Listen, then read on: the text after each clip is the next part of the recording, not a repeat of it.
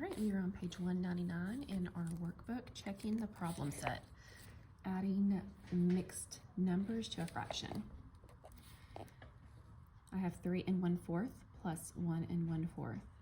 I can add because my denominators are the same. I'm just going to bring over my whole number and then add my two fractions. 1/4 plus 1/4 equals 2/4. So 3 2/4.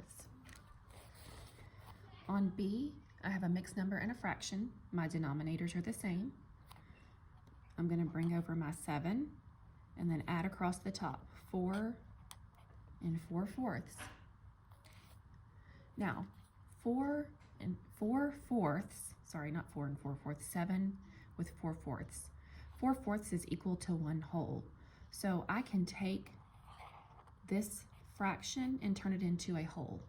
And then I would just add 7 plus 1 equals 8. C is 3/8 plus 5 2/8. That's going to be 5 5/8. D is going to be 6 8/8. Again, 8/8 represents 1 whole. So I can add my whole number to the whole. And my answer is 7. Let's look at number 2. It says complete the number sentences. So you have to figure out what's missing to make this a whole. Well, 4 7/8 plus blank.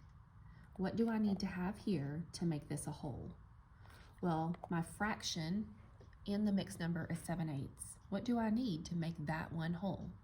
I need 1/8. B, I have 7 2/5 plus blank equals 8. I need 3/5 to add to 2/5 to give me 1 whole, so that I can add 7 plus 1 equals 8.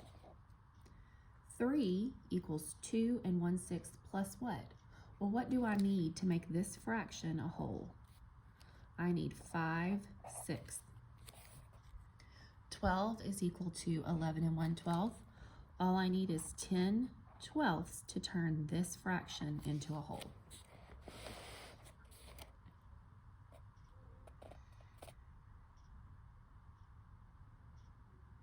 Okay, we're going to cross out 3. Check our work on page 200.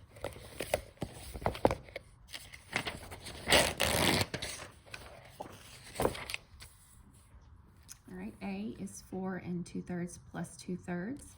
That's going to give me 4 4/3. Well, 4/3 would be an improper fraction. That means I have a whole that I can pull out of here. I can pull out 3/3 with 1/3 left over. So now I need to add 4 plus 3/3 plus 1/3. Well, 3/3 is equal to 1 whole. So that would be 4 plus 1 plus 1/3, which would give me 4 plus 1 is 5 1/3. Let's move down to C. 5 4/6 plus 5/6, that would be 5 9/6.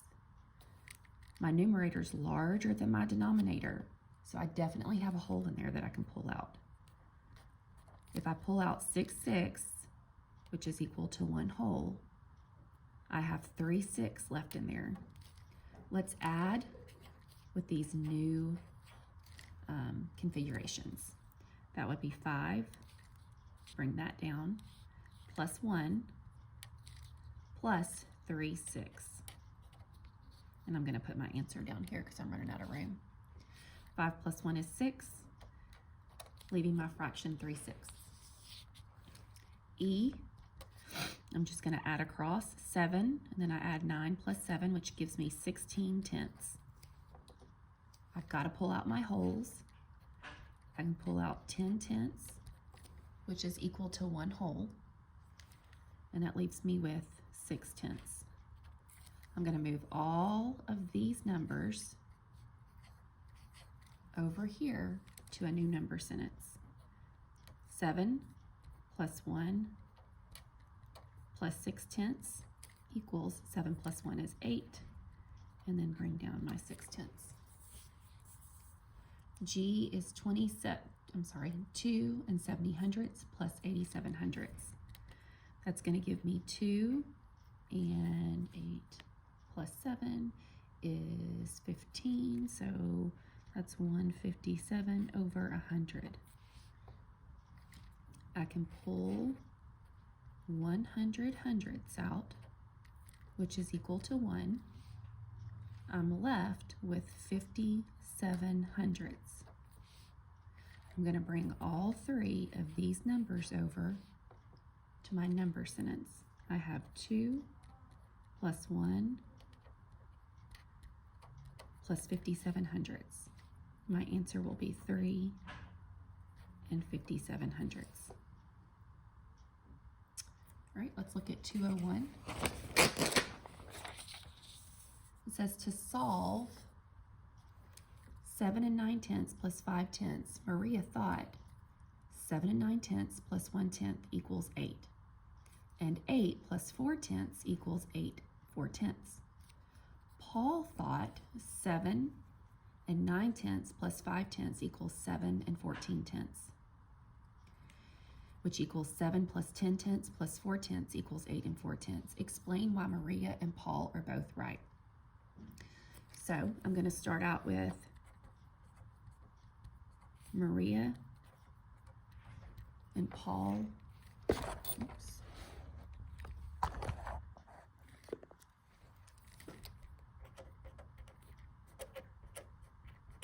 Are both right because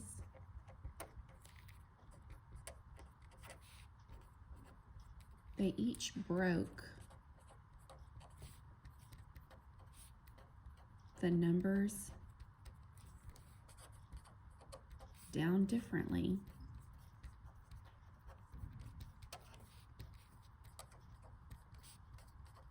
but came up with the correct answer. All right, once you've checked your work, you can do your exit ticket on page 203 and turn it in.